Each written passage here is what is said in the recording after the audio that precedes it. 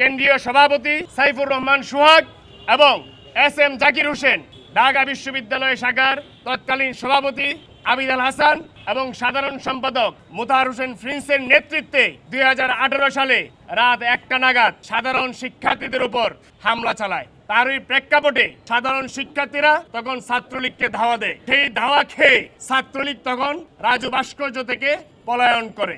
পরবর্তী সময়ে এই সাধারণ শিক্ষার্থীদেরকে এবং 2018 সালে কোটা সংস্কার আন্দোলনে নেতৃত্ব দেওয়া ছাত্র সংগঠন বাংলাদেশ সাধারণ ছাত্র অধিকার সংরক্ষণ পরিষদের নেতাকর্মীদের বিরুদ্ধে একটি পরিকল্পিতভাবে ঢাকা বিশ্ববিদ্যালয়ের ভিসির বাসভবনে তখন হামলা চালায়।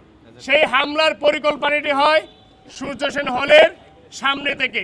ছাত্রলীগের নেতাকর্মীরা পরিকল্পিতভাবে ভিসির বাসভবনে অগ্নিসংযোগ ঘটায় এবং হামলা চালায়।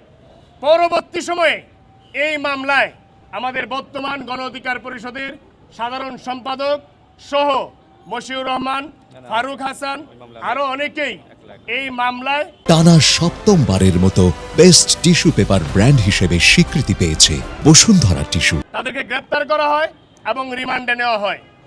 আমরা যারা, বিশেষ করে আমি তখন এই ছাত্র অধিকার পরিষদ সংরক্ষণ পরিষদের আহ্বায়ক ছিলাম, ডাকসুর বিপি নুরুল হক নূর, আমরা 30শে জুন যখন অতর্কিতভাবে লাইব্রেরির সামনে হামলার শিকার হই, আমরা হসপিটালে ছিলাম, কিন্তু আমাদের সাধারণ সম্পাদককে গ্রেপ্তার করে দীর্ঘদিন রিমান্ডে নির্যাতন করা হয় এবং এই মামলার, এই যে হামলা হয়েছিল, এই হামলার মাস্টারমাইন্ড হিসেবে তাকে কিন্তু আসামি করা হয়।